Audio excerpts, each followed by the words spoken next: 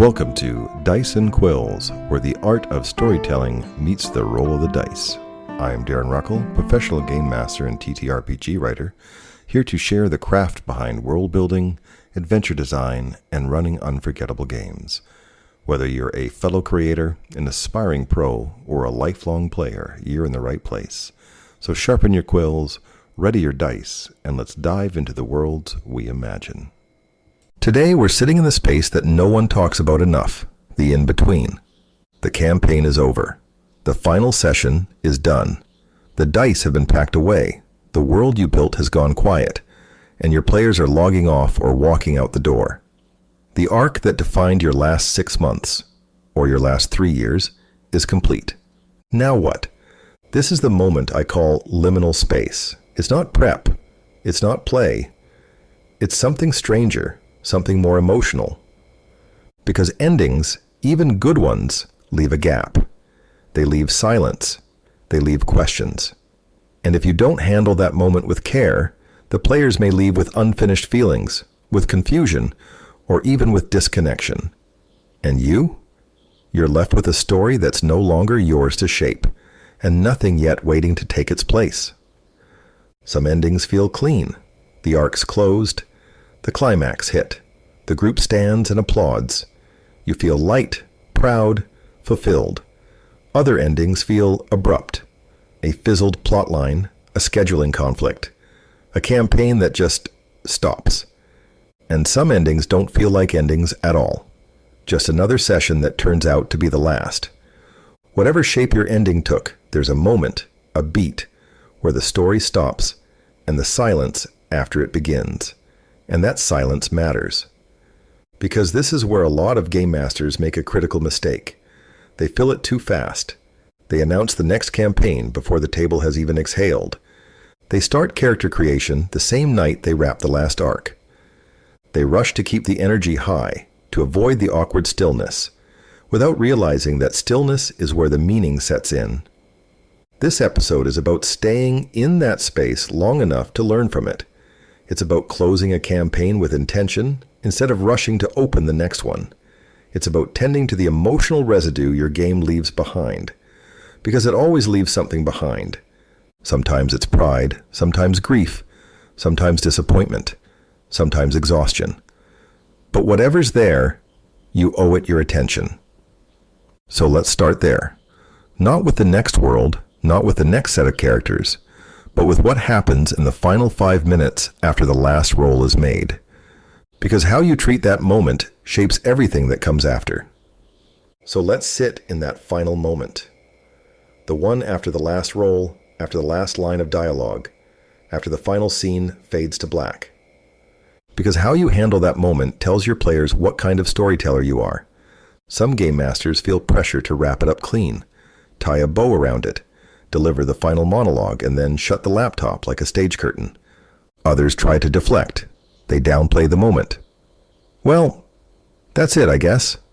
They shift the mood fast, crack a joke, change the subject, move to logistics. Same time next week? Even when they know there won't be a next week, not yet. But this isn't a moment to rush. This is the heartbeat after the story. The first breath without the narrative weight. And if you don't let your players feel that, you're robbing them of something real. Because endings are emotional, even in games, especially in games. A campaign is a shared story that lives in people's heads and hearts for months, maybe years. It's filled with choices and consequences, investment, improvisation, victories that were earned and losses that couldn't be avoided. You've been building something together. A world, a tone, a history, and now it's over. That's not just closure, that's transition. So don't skip it. Let the players linger. Let the final moments hang in the air. Let them talk about what surprised them, what they'll remember, what their characters might do next, even if no one ever sees it happen. You don't need to lead, you just need to hold space. Because those conversations, that reflection, that's how a story stops being just a campaign and starts becoming a memory. And that memory is what carries them forward, not just into the next game, but into the way they talk about the hobby, the group, and yes, about you. Your legacy as a GM isn't just in the arcs you create. It's in how you close. And closing doesn't mean cutting off. It means witnessing, with care, with attention, with the same intentionality you brought to session 1. So take that beat. Let them feel it. And when the last thank you is said, and everyone logs off or walks away, you, and only you, will be left with the weight of the silence. Let's talk about aftercare. Not for your players. We'll get to that. I mean for you. Because when a campaign ends, you lose something too. It doesn't matter if it ended well or poorly, whether it went 20 sessions or 200, whether it was high fantasy, grimdark horror, far future sci-fi, or a goofy Monster of the Week romp. You still gave a part of yourself to that game. You showed up when you were tired. You prepped when you didn't want to. You adjusted, pivoted, held the emotional container, created characters, tracked beats, carried consequences. You were the current behind every scene. And now it's over. So where does all that energy go? Where do you put it? A lot of game masters, especially the good ones, don't give themselves time to feel that. They jump straight into planning the next campaign. They open a new folder.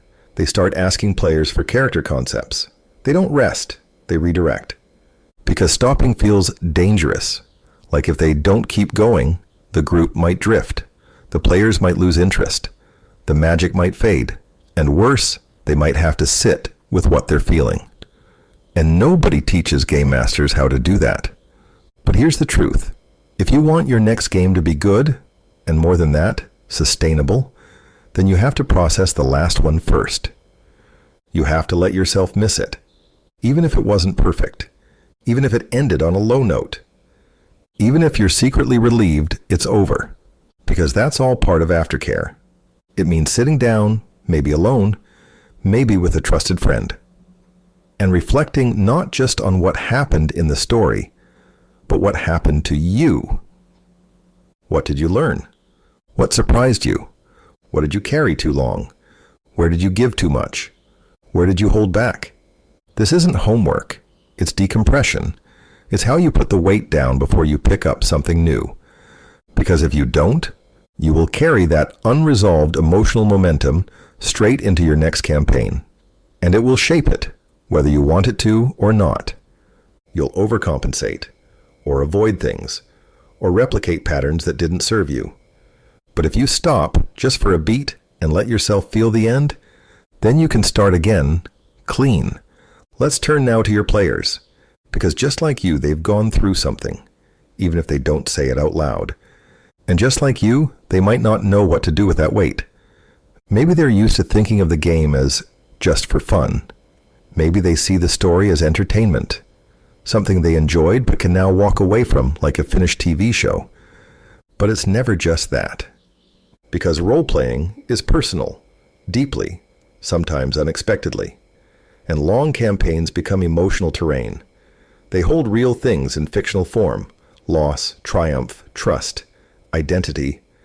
And when it ends, that terrain disappears. The character they've been carrying, week after week, level after level, is suddenly gone. There's no final battle to prep for, no arc to chase, no NPC to call, just a blank. And some players feel that blank as grief, others as relief, some as a sense of confusion, some as disorientation. Most won't tell you that. They'll say, that was fun, and move on. But if you look close, if you pay attention, you can see it. The quiet after a goodbye, the message they don't send, the check-in that doesn't come. So what do? You give them room, not pressure, not a follow-up questionnaire, just room to process. You don't rush the next campaign. You don't immediately ask for character pitches. You don't say, what do you want to play next? Unless they come to you first. Instead, you check in with presence, not urgency. You say things like, how are you feeling now that the game's done? Or, is there anything you wish your character had gotten to do? You open the door to conversation, not planning. You invite reflection, not logistics. And in doing that, you validate their experience. You say, without saying it, what we did mattered. And that matters more than you think, Because players remember the stories you help them tell, but they remember even more how they felt at the end. And when you honor that ending, when you let it breathe, instead of rushing into the next beginning, they trust you more. They bring more of themselves to the next campaign, or the next one after that. And when the time comes to start again, they show up with their whole heart, not because you made them hype for a new plot, but because you proved the last one was worth caring about. So let's talk about the table itself, because when a campaign ends, the table shifts. Sometimes it's subtle. Someone gets a new job and can't make the same time anymore. Someone else has a baby. Someone moves. The logistics change. Other times it's emotional. Someone's not feeling it. They're burned out. Or they love the last game so much they don't want to follow it up with something new. Or maybe they just needed the last campaign and now they're done. And that's hard, because when you finish a long campaign, there's a part of you that wants to freeze the moment. Keep the group exactly as it was. Carry the same players, the same energy, into the next story, like nothing's changed. But it has changed. And if you don't acknowledge that, you start building your next game on old assumptions. You start prepping for dynamics that no longer exist. You write arcs for people who aren't at the table. You treat new players like plugins instead of new voices. So here's the truth. The end of a campaign is also the end of a version of your group. And that version doesn't come back. But that's not loss. That's just reality. And if you embrace it, you get something better. A chance to build something new, on purpose. So what do you do when your table changes? First, you honor the shift. If someone's stepping away, let them go well. Celebrate what they brought to the story. Let them hear what you valued about their play. Don't guilt them. Don't beg them to stay. Let them close their chapter with dignity. If someone's new, don't just slide them in. Invite them. Not just to the character creation session, into the group's culture.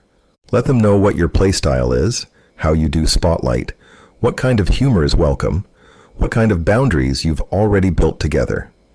Because they're not just joining a new story, they're stepping into a new rhythm. And if you want your next campaign to thrive, you don't build it on the assumption that everything will stay the same. You build it knowing that everything is already different. You take the energy from the last campaign, the lessons, the tone, the relationships, and you treat them like compost. Not a foundation, fertilizer. They inform what comes next, but they don't dictate it. And when you do that, the next game isn't a sequel. It's a beginning, a true one. So the table has shifted. The last campaign has ended. You've given it space. You've processed the emotions. You've acknowledged the changes. Now comes the question every GM asks eventually, what do I run next? It's tempting to jump to what you're excited about. You've got a setting in mind, a system you've been dying to try. Maybe you've been world building for months, just waiting for the moment to reveal it. But the right question isn't, what do I want to run? It's, what does this table need now? Because the group that just came through a high-stakes, emotionally intense, multi-year epic might not be ready for another sweeping campaign. They might need something small, something weird, something funny. Or they might be hungry for challenge, for stakes, for drama. And if you assume you know what they need, just because it's what you're ready to give, you might miss them completely. So you ask, not, what kind of game do you want next? But, what kind of experience do you want to have? Do they want something fast-paced? Do they want something character-driven? Do they want crunchy mechanics or looser storytelling? Are they excited for new characters or still emotionally tethered to the last ones? Are they ready to commit long-term, or do they want a mini-campaign first? You ask. And then you listen, not just to the words, to the tone, the energy, because players don't always know how to articulate what they want, but they do know how to show you. You pay attention to what excites them when they talk, what they avoid, what they reminisce about from the last campaign, and what they quietly let fade. And once you've listened, really listened, then you start building. Not in a rush, not to fill a void, but to meet them where they are now. Because that's how good campaigns begin.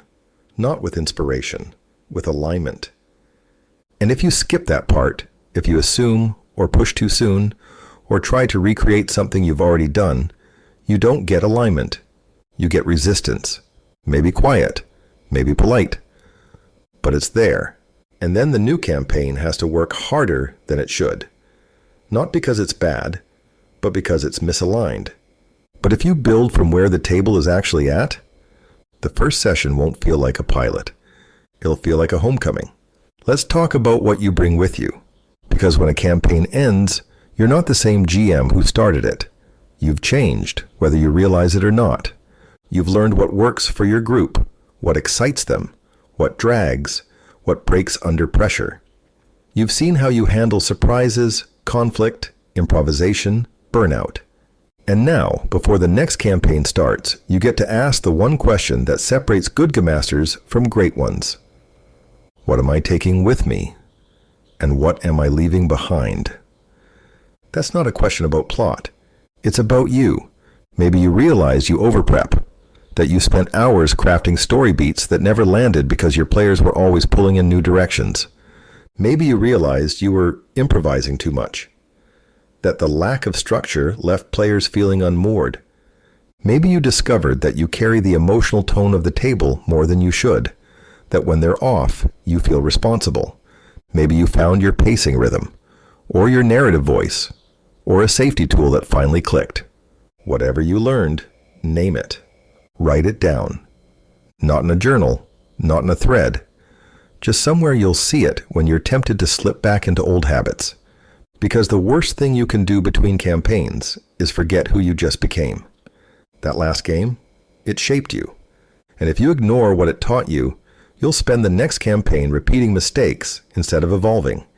You'll play to your old habits, your old fears, your old vision of yourself as a GM, instead of stepping into the new one. So take a moment, maybe right now, and ask, what did I do in the last campaign that worked? What drained me? What surprised me? What do I want to try differently next time? You don't need to answer it all, but you need to ask. Because prep isn't just building a new world. It's building the version of you who's going to run it. And when you start from that place, from growth, not just excitement, your next campaign doesn't just improve. It becomes more sustainable, more intentional, more you. So here we are. No campaign on the calendar, no active story running, no new world unveiled. Just this, the pause, the quiet, the breath between arcs. This is the moment most game masters don't talk about. Not because it isn't important, but because it doesn't look like anything. There's no map to draw, no monsters to stat, no session to schedule, just time and space. And maybe a little bit of silence you're not used to. But I want you to hear this, clearly and without qualifiers. That silence is part of the job. Not a failure, not a pause button, not a productivity gap. It's part of the process. It's where meaning settles, where growth roots, where clarity forms. Because you're not just running games. You're shaping experiences. You're building trust. You're holding space for collaboration, discovery, emotion, transformation. That kind of work can't happen non-stop. Even stories need punctuation. Even heroes rest. So if you're in that space now, between campaigns, between groups, between ideas, don't rush it. Don't fill it just because you feel the itch to keep momentum going. Sit in it. Reflect. Reconnect with yourself, not just your prep. Ask what you want from your next game, not just what your players expect. And when the next story does come, it'll come from alignment, from readiness, from truth, not from obligation. Because that's how the best games start. Not when you push forward, but when you arrive. And if this happens to be the end of the road, at least for now, then let me say this. Thank you for listening, for running, for caring enough to do this work with heart, not just skill. And if this isn't the end, then I'll see you when the dice come out again. Until then, sharpen your quills, Rest your voice.